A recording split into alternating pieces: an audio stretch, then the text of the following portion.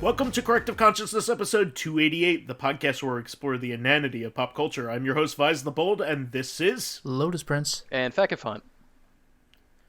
Back again. The non-OG3, as it were. Yay! But we are here again to continue our discussion on the Matrix franchise. Lou, I don't know if you've been keeping up with the episodes, but... we, in previous last couple episodes, have been talking about the Matrix franchise, and we've gotten to everything up to up through the second movie. So we will be talking about the third movie, Revolutions, right? And I think you talked about the video game where you played as Naomi and Ghost. Yeah, we talked about Enter the Matrix, we talked about the Matrix comics, and the Animatrix, so we've actually been pretty darn thorough. Yeah, we did not talk about Path of Neo or Online, but I don't know those games. Oh, well, man. The Path of Neo does not come around until the third movie, I believe. So we have been accurate in our timeline. And Matrix Online, so I played a little bit of that. I'm eager to talk about it. Oh, actually, we need somebody to talk about it because we don't know it. I've only seen clips from the Donkey video, which looked jank as hell. It was, but kind of fun in its own way, right? I don't know. I just saw silly cutscenes. But so let me see. I do want to check out the video game here to make sure that my timeline is correct. But yeah, let me take a look. Yeah, so yeah, Path of Neo happens in Online happened in 2005, whereas the Revolutions happens in 2003. Oh. So, we actually are still in line for things. All right. Good. Yeah. Yeah. So, Revolutions is the original ending to the movie franchise. The third movie kind of it was interesting when it came out because I feel like people were burnt out on the Matrix franchise by the time that this movie came out. People went to go see it, but they were much less enthusiastic about it than on the way to the second one. Yeah. And it was kind of like I don't know, like the Star Wars prequels, or even the recent franchise. It's just like the first one, people were really looking forward to. It's like, I'll go see it because I want to see how it ends. Yeah, because it kind of peters out after a while. You're like, okay, I guess I need to know how this finishes. Yep. So the third movie is interesting. I actually like it, but it's what I feel like it's a little bit more even than the second one because the second one is so much exposition. And the third movie doesn't have nearly as much exposition, but it has some interesting ideas that they brought forth in it. I don't know if you guys remember it because, I feel like the third one is the one that's least watched or rewatched. Well, the only time I think I've seen it from beginning to end was in the theater. Yeah, so I believe this one to be pretty darn interesting because in it, Neo gets powers in the real world, and he becomes blind. Well, the second movie ended with him revealing that he has powers in the real world. Oh, yeah, but he actually has them and is using them. Yeah, just using them regularly. Yeah. Yeah, in the third one, and they never really kind of explain that. How does he have powers in the real world too? Well, I had heard an explanation for it. That's actually brilliant, but the movies don't really discuss it. Go ahead. So there's a clip somewhere where Smith, I think he's talking to Morpheus. It might have been a scene from the first movie or something like that. Yeah. But he mentions and they address and Reloaded as well. Is it layers of the Matrix? They're only the second layer. Yeah, they address that this is not the first Matrix, and Smith had said something about how the original Matrix was just a paradise because like humans will love this, but everyone immediately like called bullshit because they're like this like unconsciously. Like it's too nice for me to believe that it's real. So what they did was they had the Matrix, and then you could finally be awakened to the real world where you got to fight robots. That's the real thing, but like that's another level to the Matrix. So you're too busy dealing with that to think that you could possibly be in another layer or that a second layer exists. So if Neo is able to use his magic powers, like that might be a hint that that's another program world, which would be interesting. But I don't think that was really the intent developed. Yeah. Well, it might be interesting because like the way it ends, the implication is different then, because this one gets even more ham-fisted with the Christ allegory than even ever before. Yeah, where they just do the cross. I'm like, I got it through the whole trilogy. Like, come on. Yeah. It's like I knew about this in the first one. You didn't have to keep going. It's better when it's more subtle. Like when you find out that like in Guardians of the Galaxy that Groot is the Christ allegory, but you didn't realize it until somebody pointed it out. That's better. You know, you have to be subtle. Like, and he's his own cross. Like, yeah, I was gonna say like he is wood, or assuming that's what he's made of. Yeah, no, he's an actual plant. He's a sentient. He's plant. regular earth wood. Yeah, but yeah, he it's really interesting what they do in this movie. Now, I do like the final battle between him and Smith because it gets very Dragon Ball Z-y, and I kind of like that. That's exactly why I don't like it. Like, it's cool to watch. It's got a lot of cool impacts, but like in the first two movies, it was like, look at all these crazy martial arts that are being like wink wink, like enhanced with like wire fu. But that whole final fight at the end of Revolutions was just a video game cutscene to me. See, I didn't like it at the time, but I think I've just gotten a more appreciation for kind of anime bullshit. So like it's kind of funny, but it's just like it's good for what it is. I mean, it is good for what it is. It just feels like it's a different movie. Now, the main problem that I have with the sequels is that the first one is so good at being an allegory for like basically an allegory for like how you might feel about the world that you're trapped in, like in real life, like how you might be oppressed by cultural norms and yeah, like imagine there's a whole other world out there systems. And you're a badass. Governmental systems and gender norms and, you know, all kinds of things that are expectations of you, as well as, you know, economic systems and all that kind of stuff. And it gets away from that. I feel like that's a universal theme that everybody can identify with, just like feeling oppressed by you know, the weight of everything else around you. Well, it also makes me think of like Fight Club, where he just wakes up and does a whole different thing. Yeah, exactly. And that's kind of why that in that point of time that those movies kind of go together, even though they don't. Yeah, seemingly. Like different directions clearly, but like the basic premise, like the very first parts of those movies are kind of similar. Yeah, and even Dark Cities can fit in there too. You want to talk about Dark City? The rooftop chase scene with Smith and Trinity in the opening of the first movie. Yep. Those rooftops were in Dark City. Yeah, that's cool. Why I mentioned it. Yeah, when the city starts growing and shit, it's like whoa. Yeah, they used the same set. Yeah. By the way, if you haven't seen Dark City, watch that movie. It's great. And skip the incredibly stupid prologue that explains everything.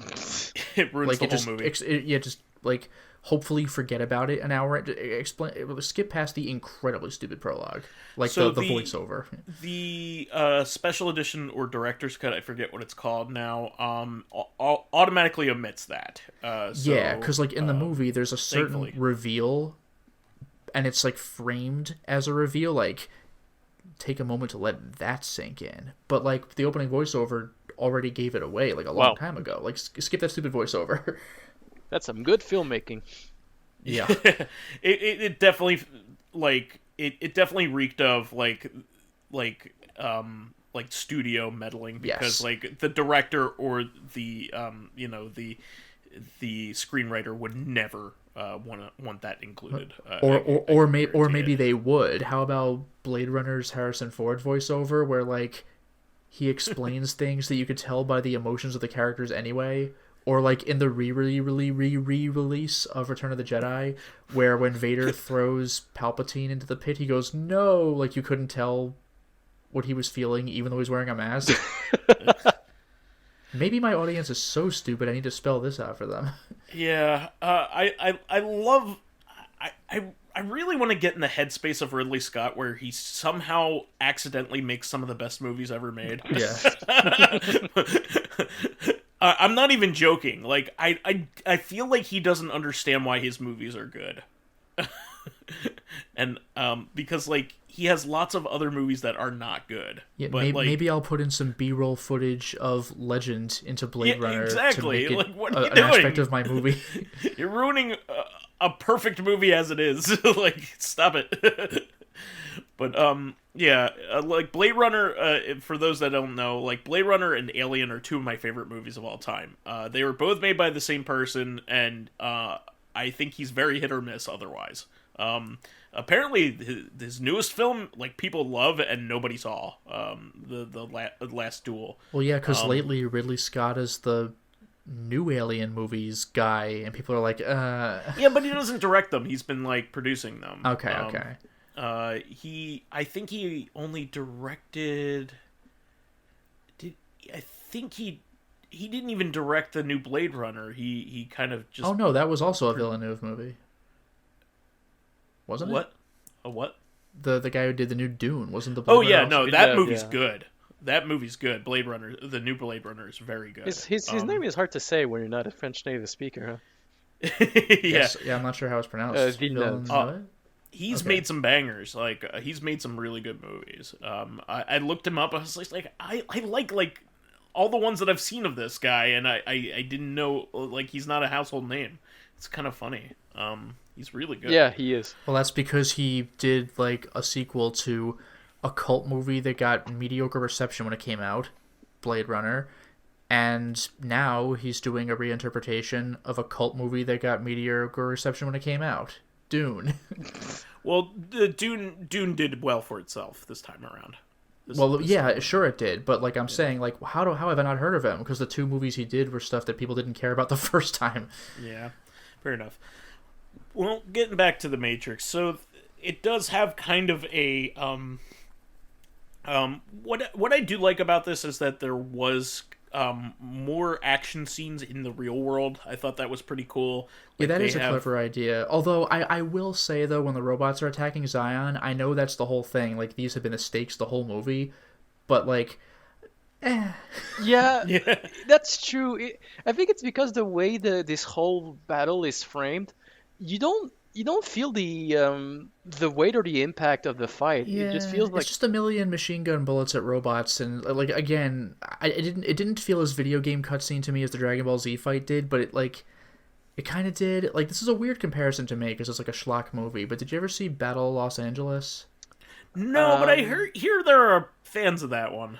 Yeah. I liked it until I didn't. Like it's basically like these robots or aliens, I forgot which aliens in robot suits, I don't know, but like a million of them just descend and start attacking, and it's like, oh my god, we gotta get out our soldiers with machine guns and fire at these things, and I'm like, awesome, and then that's the whole movie, and I get bored. Oh wow. Yeah. Wow.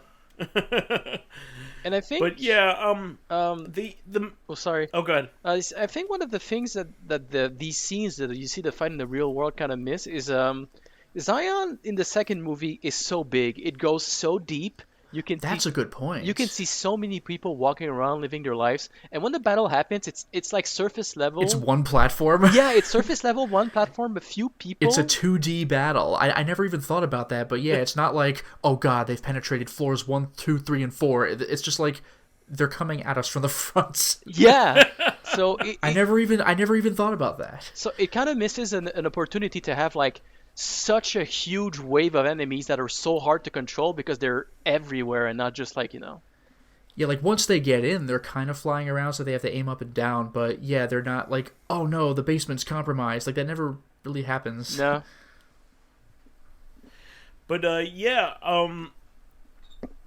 the movie kind of ends on a happy note with a self-sacrifice, of course, of both Trinity and Neo, and then kind of the humans and the machines have to come to a truce.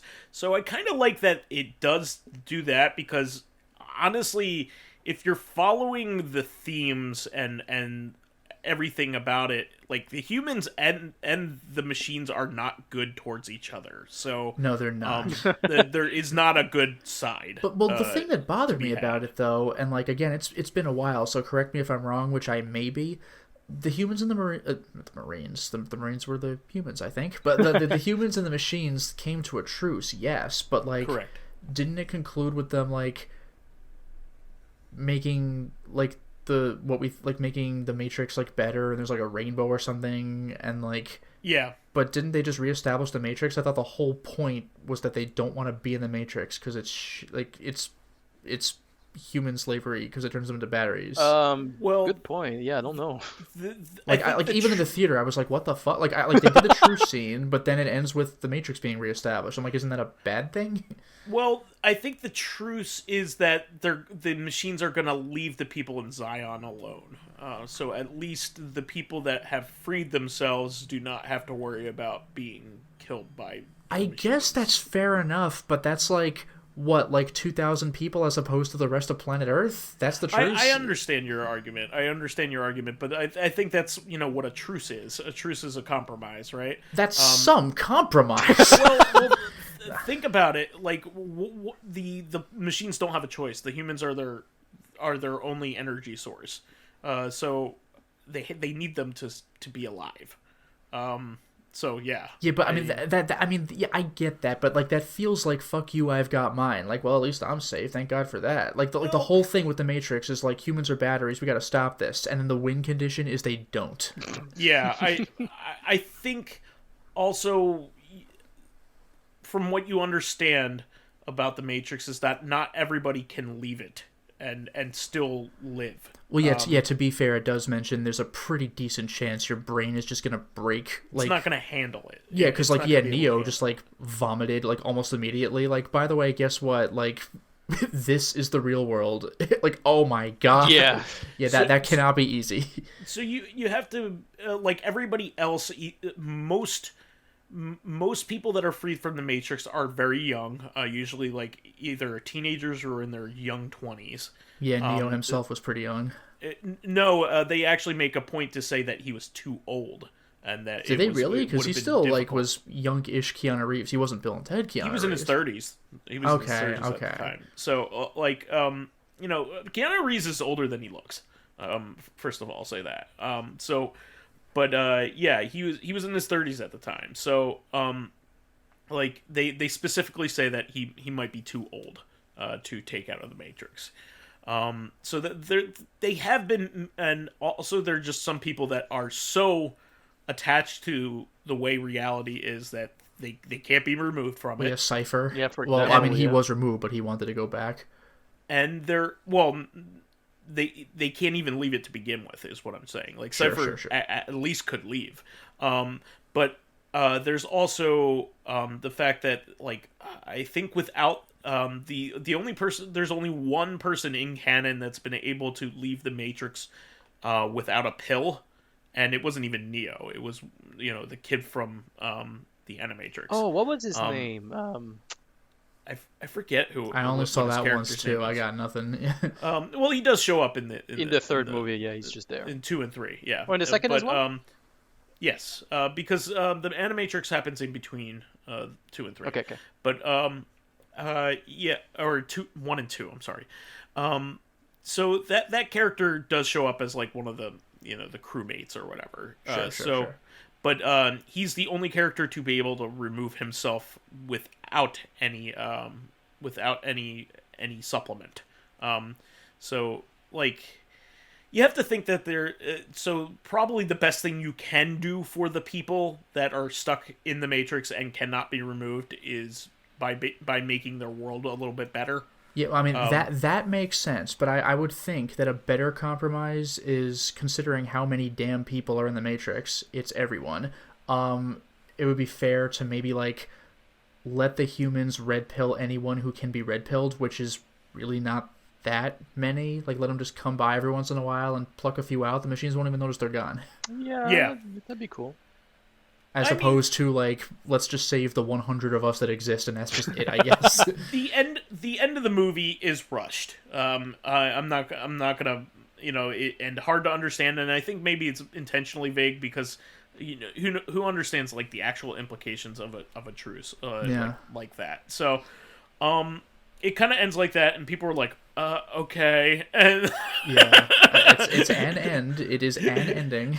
And it's just like, and most people came away with it feeling, I kind of just wish I had the first movie, and that was it. Well, that's what everyone thought when they saw the second movie. Like, that one action scene was the coolest shit I ever saw, but like,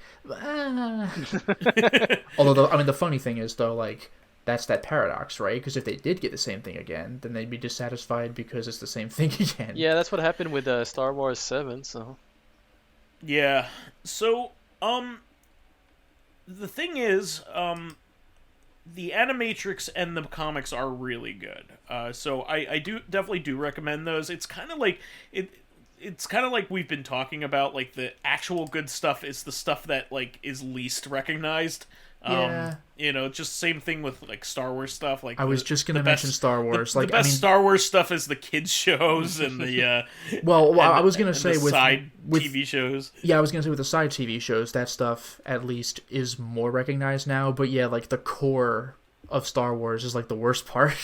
Yeah, exactly. Even some of the Star Wars games have some really good stuff in them. A lot of them do. Absolutely.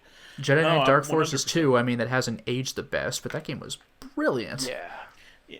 Really cool stuff. Knights of the Old Republic is still like one of the best for like representations of the dark side and the light side. Indeed. And like Star Wars Rogue Leader, like a launch GameCube title, is like even the graphics hold up. Yeah. It looks beautiful.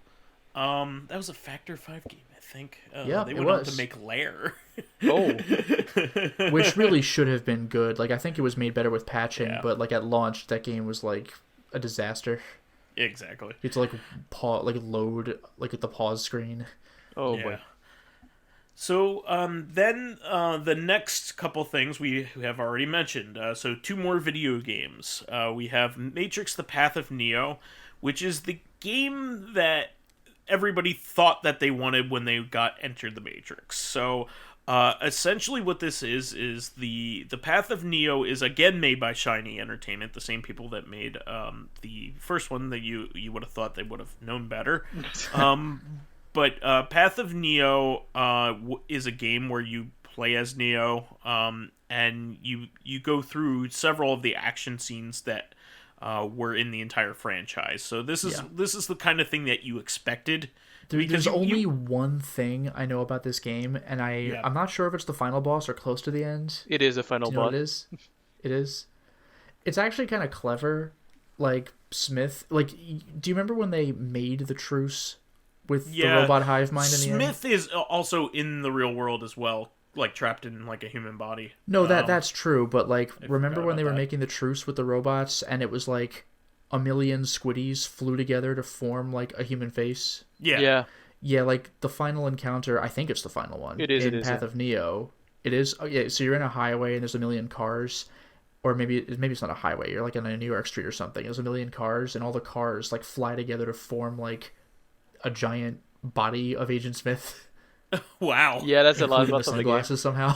That's a very video gamey thing to do. You know what's really funny? Is it ever? I don't remember if it's in the game or if it was like in one of the extras, but you actually have the Wachowski explain like kind of in a cartoonish way why the last boss of the game is that and not just like one guy. Because they were like, well, yeah, in the movie it kind of works to fight like the Ultimate Smith, but in a video game that's kind of boring just fighting one guy. So. Well, that really is how it is. Like, what if he was giant, or what if he was made of stuff? Well, they put some thought behind that. Yeah, they did. They were like, well, in the movie it works, but in the game, Yeah, you fight one guy in a suit. Like, you've been doing that the entire game anyway. Exactly. They're called other agents. Exactly. So, this movie, this game in particular, they had like an ultimatum to get it to be critically acclaimed, or they were going to shut down Shiny Entertainment, because like they had done so poorly with the one before it. So they were really like hyping this game up to be actually good, and it turned out to only be marginally better than the last one. It was okay. It was okay. Yeah, exactly. It's a lot better than Enter the Matrix, but like Enter the Matrix is like not good. So yeah, like I said last time, I made it through that game. I actually beat it a few times, but like, man, there are better games out there. Yeah, for sure. So of course, after that, they got it. They got shut down after that. I think this is the last Shiny game. So that's a shame, because they did make some cool stuff. Shiny Entertainment did make some cool stuff. Like I talked to about how they had made. They made the Golden Compass after this, and that was it. Gotcha. Yeah, I know that they had. They were trying really hard for this one, because they had some kind of ultimatum, like they weren't going to get their bonuses or something like that. Wow, that's kind of shitty. It's almost like a threat to your workers. Fuck you. Oh, absolutely. I would never sign up for that deal. But anyway, and around the same time, they came out with the Enter the Matrix online game, which actually had a pretty solid following for quite a bit. Lou, can you talk a little bit about what you did in that game? Honestly, it's been a while, but yeah. So we've been playing. Of course. When it came out, like maybe a few months, we started playing, and the biggest thing I remember is just how everything took forever to do. And I don't just mean like going from point A to point B, but like the fighting system was kind of like a rock, paper, scissors kind of fighting style. So you weren't really like using buttons for action fight. You were just going like, okay, I'm going to use this. And then you did your move and hoped it worked, And then it was almost more like a QTE cinematic fight environment. It was kind of weird. But one of the things that kind of bothered everyone unanimously is that whenever you'd enter a new area, everything had to load before you came in. And that took a while because you're loading an entire world map.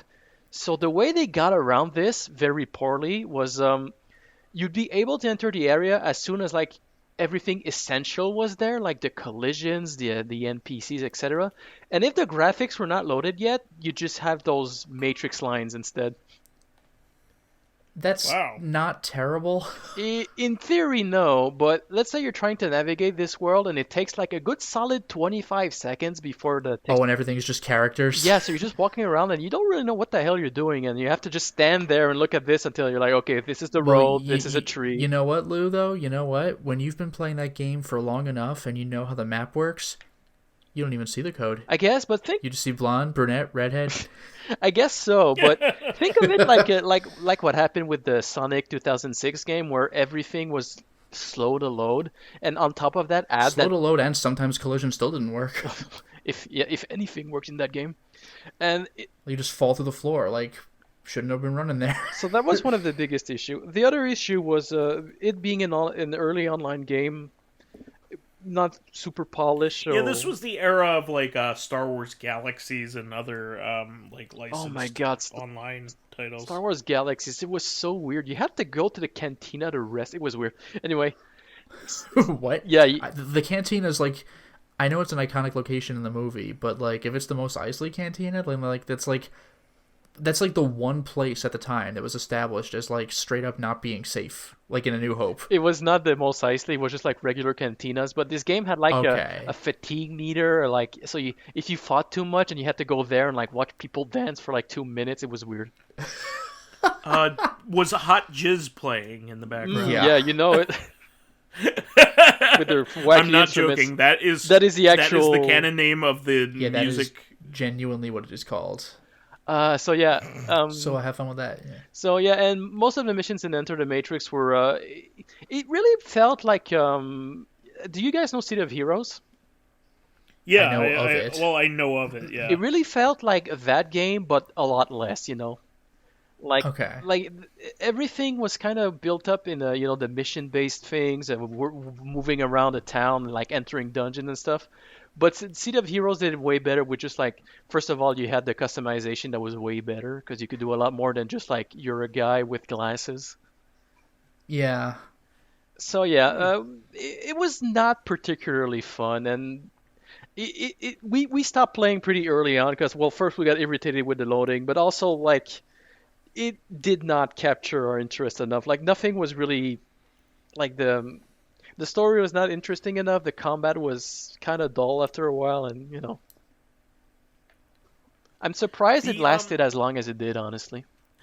Yeah, the thing that I heard that was interesting about that game in particular is that unlike a lot of other like licensed like games like that, the events that happened in that game were actually canon to the series as a whole.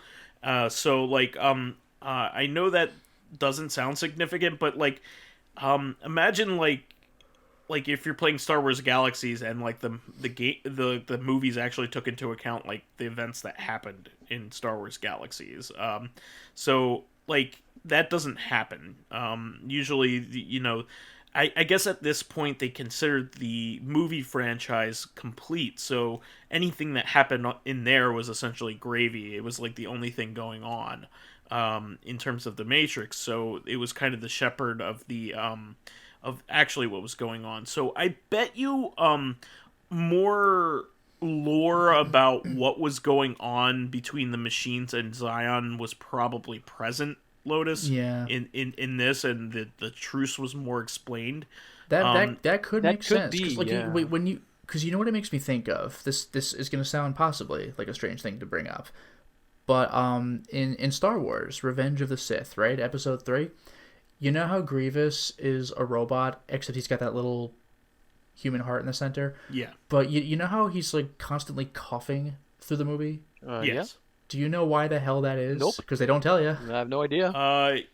Yeah, I know it's whatever happened in the like the Clone Wars television show. Yeah, the Gendy Tartakovsky Clone Wars. Yeah. Because Grievous is terrifying in that show. Mm-hmm. Like, he is a murder machine. He is fucking scary in Star Wars Clone Wars. And he's only, like, a little intimidating in Revenge of the Sith because you're not doing all that shit he did in the cartoon in that movie. There's no fucking way you're pulling that off. But one of the parts, you can actually look it up specifically on YouTube, is Grievous is making his great escape. Like, Mace Windu's chasing him and Grievous gets on a ship. He's like, haha, can't catch me when I'm on a fucking spaceship.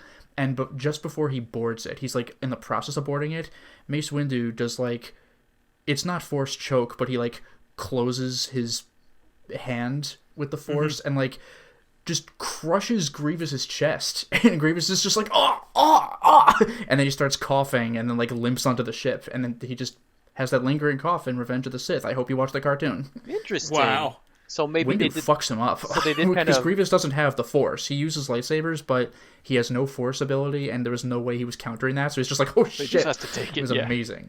So do you think they did something similar to that with the video game of Matrix then? Like Morpheus dies. Yeah, Morpheus canonically dies in it, and that actually flows over to the fourth movie. Wow. Like where's Morpheus? How did they not have Morpheus? Well, remember the Matrix Online? No. Well, oh well. Yeah, Morpheus canonically dies at the end of the Matrix's Matrix Online's run. Whenever they shut down the game, they had like a closing storyline with him. Interesting. Dying at the end of it.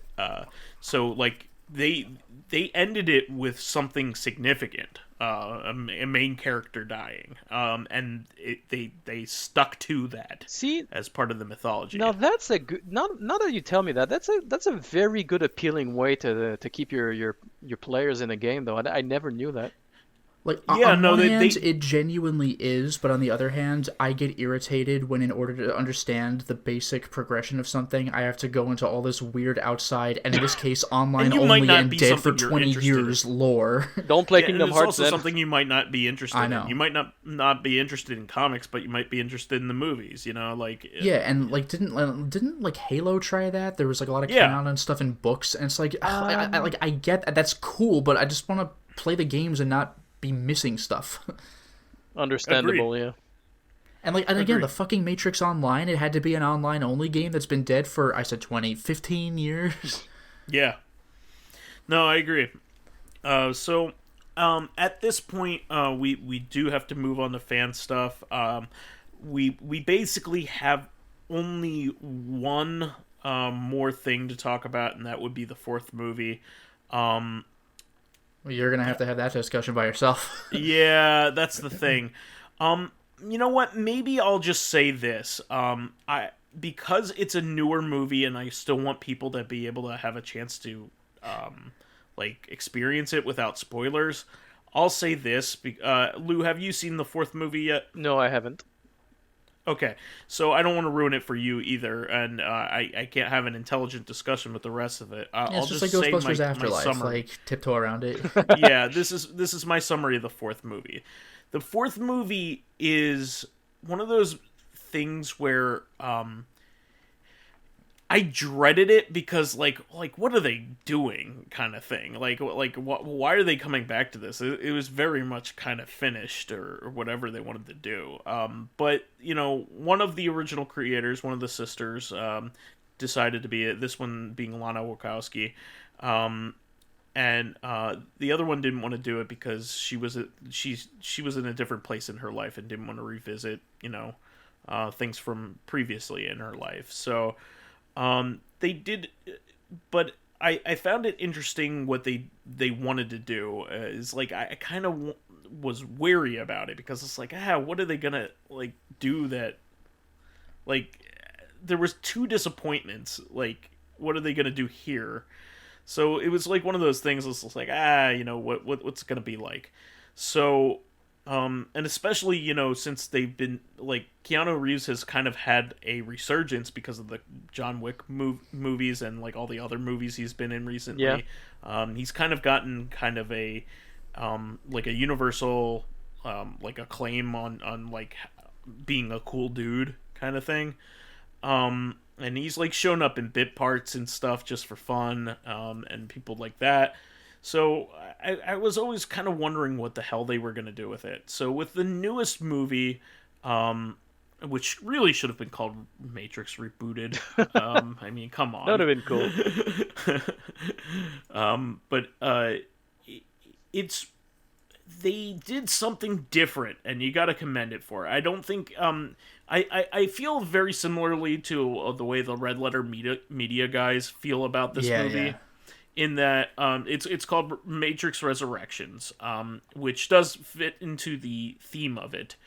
But what I really liked about it was that the first half of the movie is a lot of meta commentary on the Matrix, because Neo and Trinity are in the Matrix again, in a new version of their lives, and they're trapped in there again. And there is a new Smith, and there is a new character taking a similar role to the Architect. He is not the Architect, but he has the same job. He is the Accountant, I believe, is his name ends up being. But it's Neil Patrick Harris and David Gross, from Hamilton. But anyway, the guy who's plays King George in Hamilton, if you've seen it. But anyway,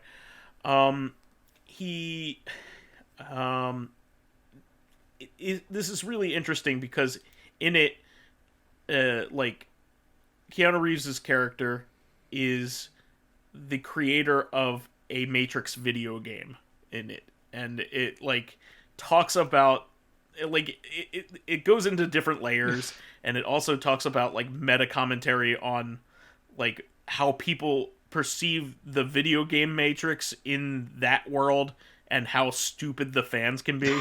And wow. It really makes fun of people on Twitter. They even go into it what is the Matrix about? Is it about trans politics?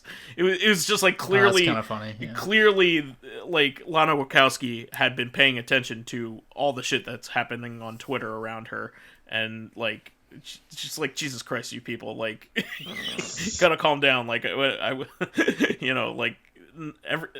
Everything, it's just goes into everything, takes the piss out of everything. It's just at one point they even say in it the video game is becoming mature, so Neo's boss comes to him and says, hey, we're going to reboot it with or without you. So that's you might as well be a part of it. Directly what WB said to Lana Wachowski. Oh, and they actually call out WB. They said, our parent company is telling us, our parent company, Warner Brothers, is telling us that you better reboot it, involved or not, because we'll do it anyway without you. Wow. It was like, wow, I never saw a movie take the piss out of its own company like that. Space Jam 2, maybe? Nah. The only thing I think of as close to that is like The Simpsons made fun of Fox a lot. I was actually going to mention that is true. But that was in the like in the days with like it was a high budget show, so like this is like in a movie, like a high budget movie. This is $200,000 movie or $200 million movie. Wow, yeah, that's a lot of money. There's not $200,000 movie is a cheap ass movie, but anyway, so it really landed with a lot of that stuff, and I really liked it. And then like the movie kind of like gets lost in its thing that it was doing, like in the plot that it had to have, and kind of lost that meta commentary. But overall, like out of all the sequels, it's the best, like because it kind of revisits the first one a lot, and kind of does some plays off of the first movie. So I actually really recommend it because it's worth your time. They do some interesting stuff. It's not a perfect movie, but I think what they did in it was fun, especially if you're a fan.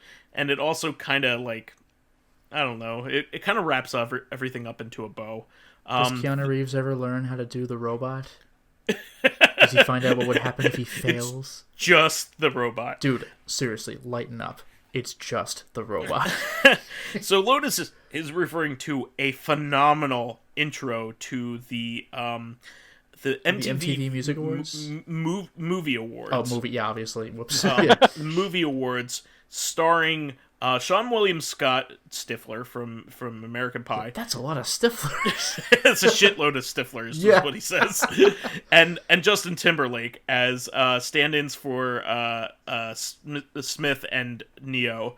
And it is one of the funniest things I've ever seen in my life, because what should we expect at this orgy, Morpheus? Machines. It's the funniest thing. It has a lot of cameos. It uses actual footage from the movie. Yeah, but the then second spliced into movie. it.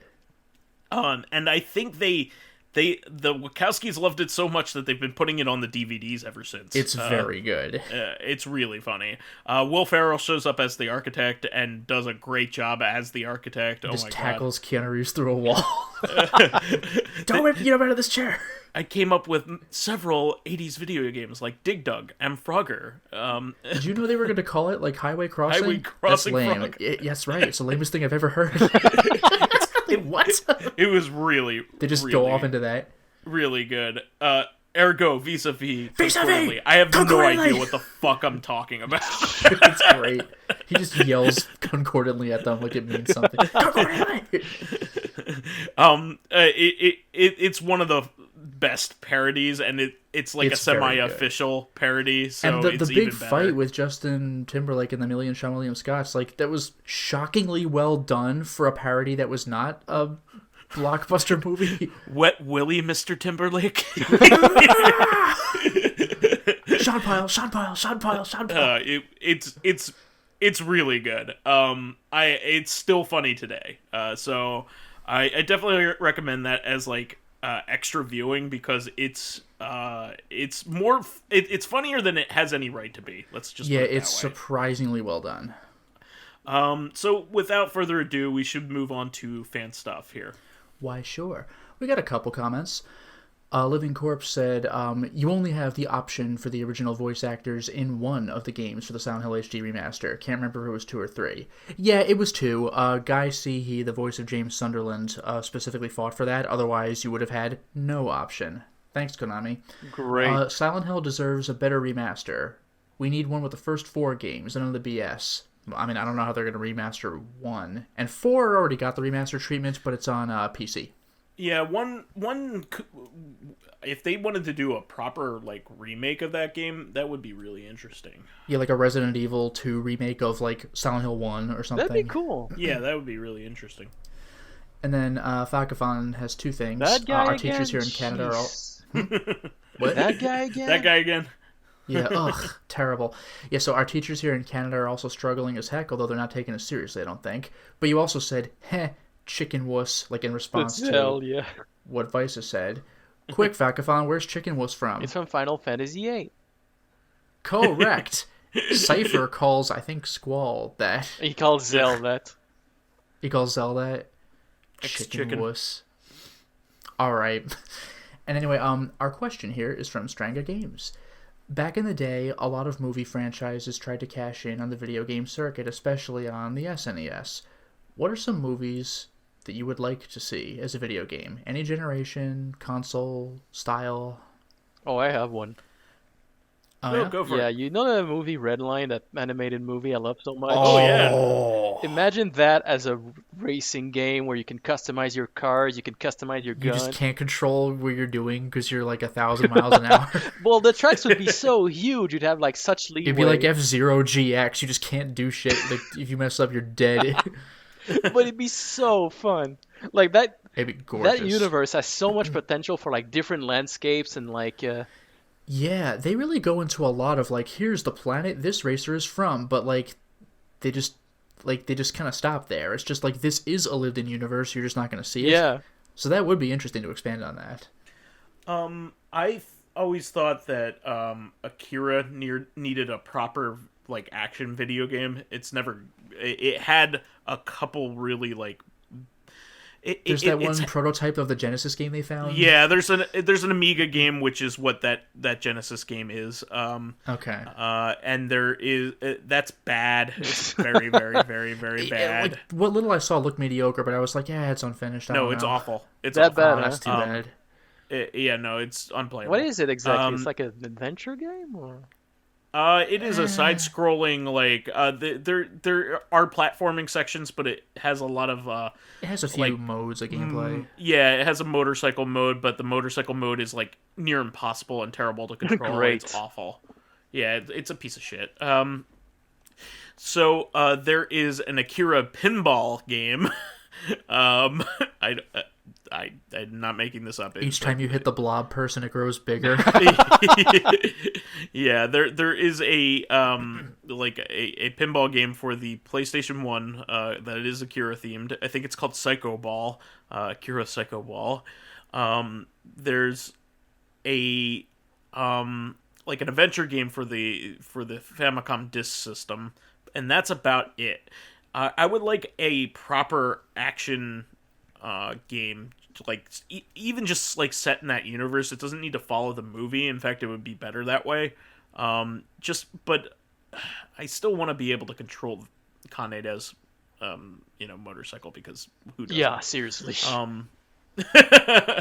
You got to do that sudden sideways stop that so many cartoons have like referenced. Dude, it is amazing. Crazy amazing so how cool. many media and cartoons and movies and comics have referenced that, because it's so iconic. Yeah, it's a lot. Actually, you know Mask what of that the reminds Phantasm. me of? You know, yeah.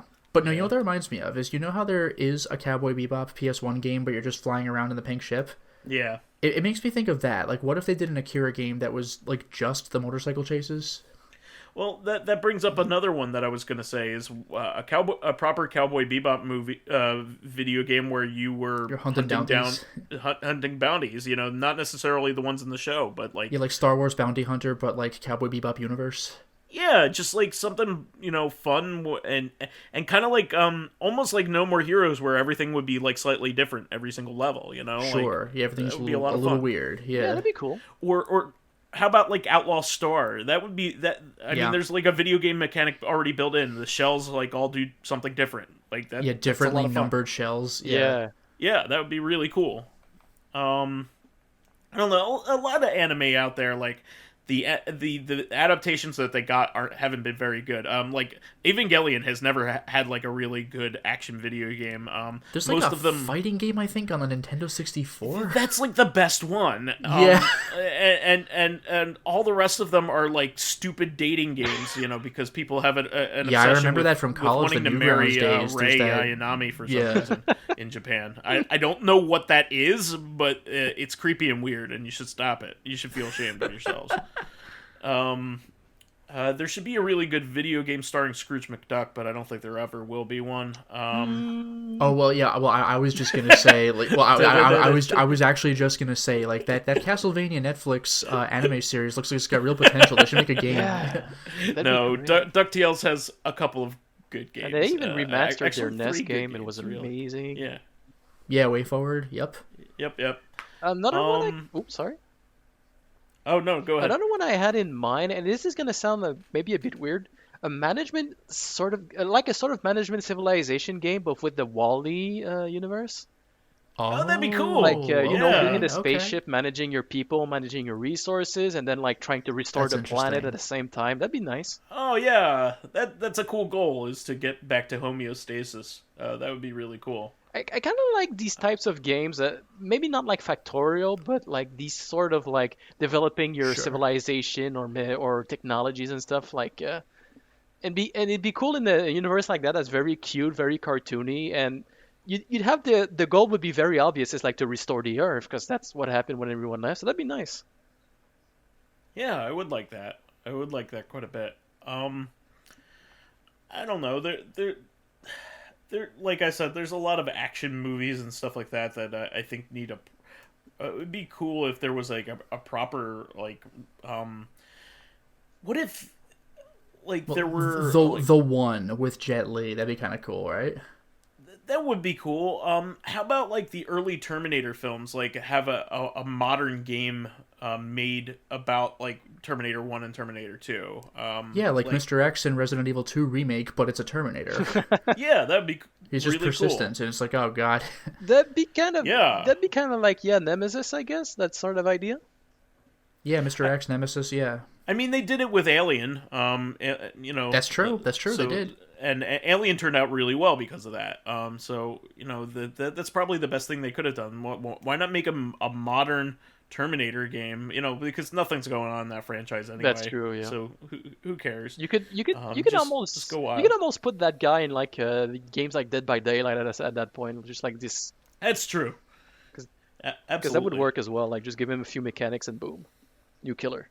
Actually, what might be interesting is, like, I've mentioned this a couple of times, but not terribly often, but Legend of the Galactic Heroes, it would be like, you know how stuff like Fire Emblem is politicking, but then you go onto a battlefield? Yeah. Like, I'm imagining Galactic Heroes would be politicking and, like, occasional space battle, but the space battles aren't really the point. Yeah. Oh, I see what you mean. I can see that.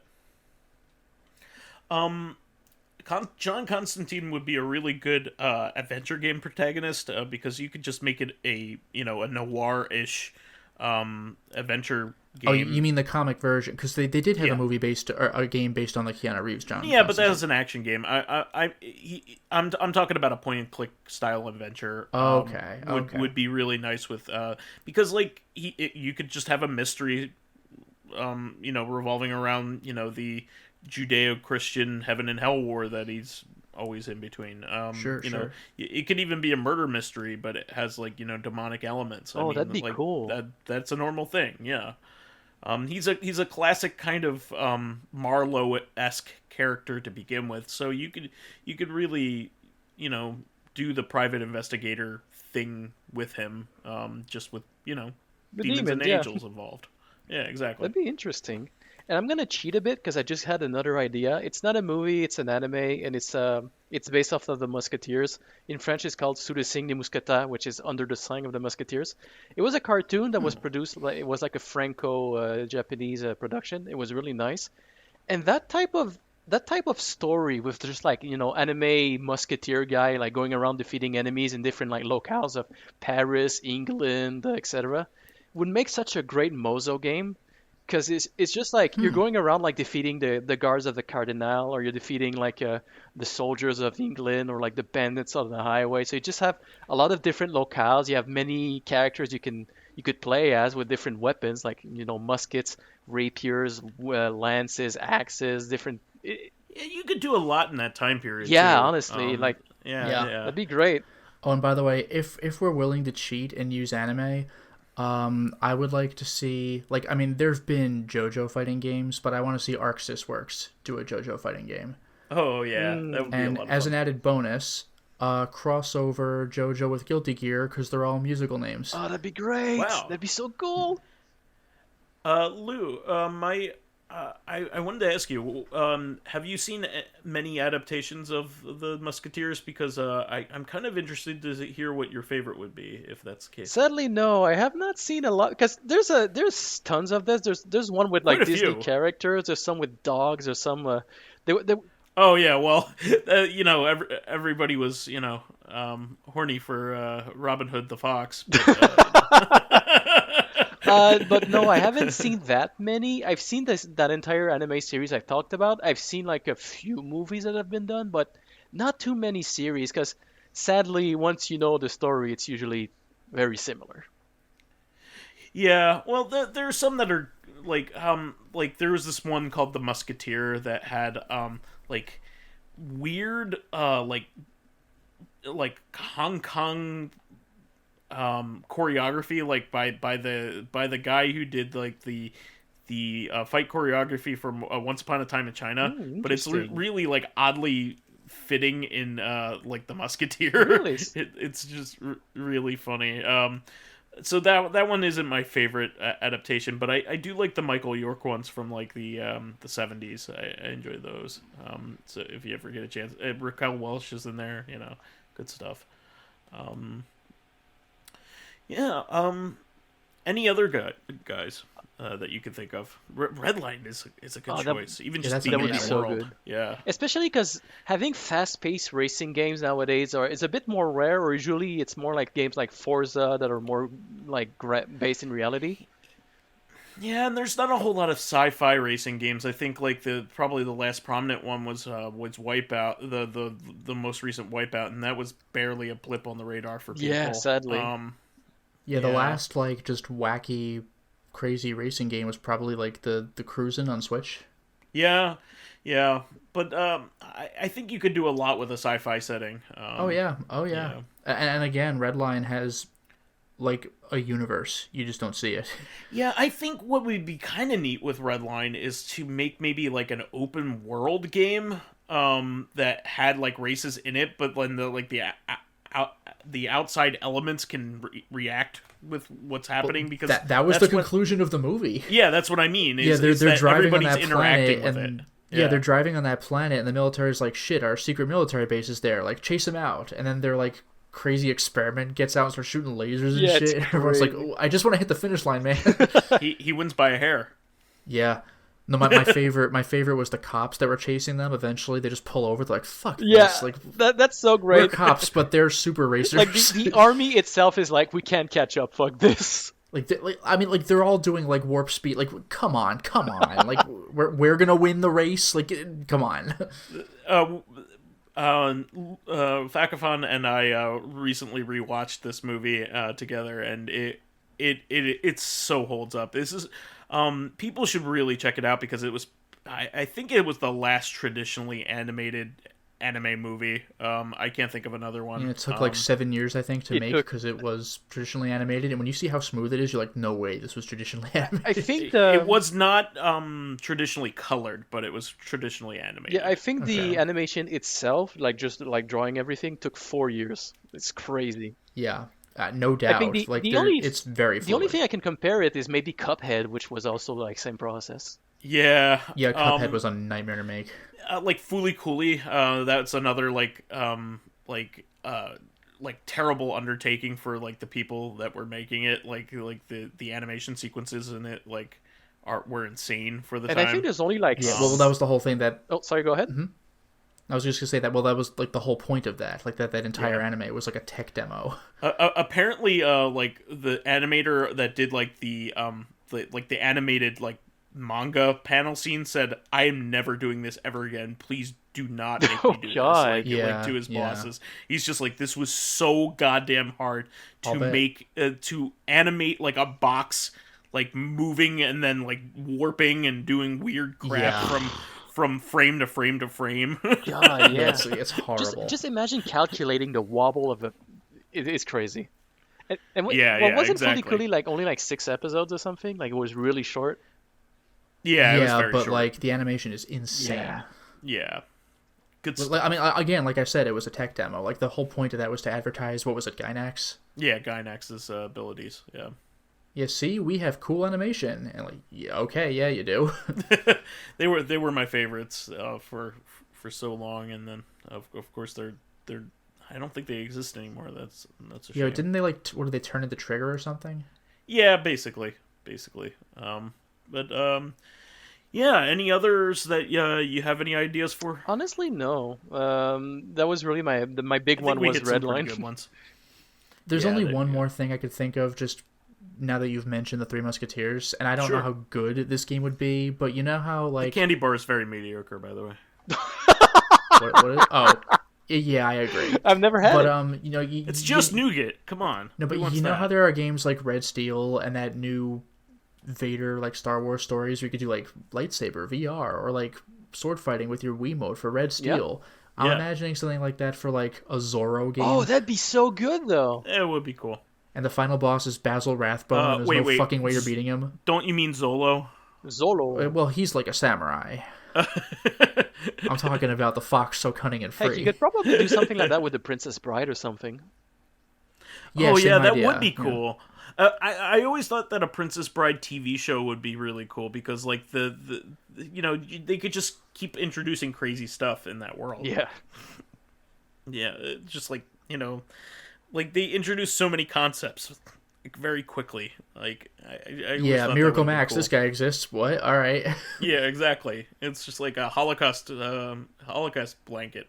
Yeah, we need a Holocaust cloak. Oh, don't worry, I got one in the previous scene. Like, what the fuck? Like that's very like slapdash. I love that. A guy in a rat suit. Oh, yeah. Oh, wait. You know what? You know what else would kind of be interesting if boring for the fans? An X-Men game where you manage a college. Yeah. Where you're how do you do that? Like, this guy's sticking his tongue out and he's across the whole room. I mean, you ever played a game like Man Kills? How do you deal with that? Well, have you ever played a game like Sim Hospital, for example, where you like create new rooms and like you hire new doctors and stuff? So you could maybe do something like that with a college where you like.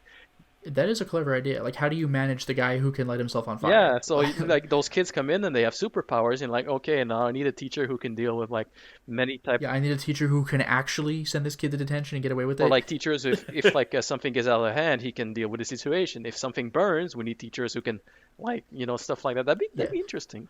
Stop it's fighting, another the Summers teacher brother. Says to Colossus. It's another Summers brother. Rats. More lasers. Crap. They keep coming. Son of a bitch. Another was the one. Other one? Havoc. Havoc. Well, there's also a third one. That they didn't reveal for a very long time. That everybody thought, like, Gambit might be it, but it didn't turn out that way. It turned out to be a character barely anybody knows. Right. All right. Or cares about. Anyway, that is the show for this week. We want to thank our fans who contributed questions. Please keep us supplied with awesome topics by submitting questions of your own via the YouTube and SoundCloud pages. While there, please give us thumbs ups, likes, and 5-star ratings on iTunes. It helps spread awareness of the show, and any bit of encouragement helps keep the show going. You can also catch us on Tuesdays for sister podcast, Corrective Consciousness. And finally, you can friend me on as vysethebold. Man, I'm tired. On basically anything else. And you can follow me on my YouTube channel, Lotus Prince. You can hit me up on Twitter at Lotus Prince. And finally, if you are interested in seeing my videos early, getting in on exclusive live streams, selecting upcoming games for me to Let's Play, or getting in conversations with me and other patrons on Discord, then perhaps consider swinging by my Patreon account, which can be found at patreon.com/LotusPrince. And you can find me on Twitter as Lou Fakafon, and you can also read my webcomic online on Kadrula.com.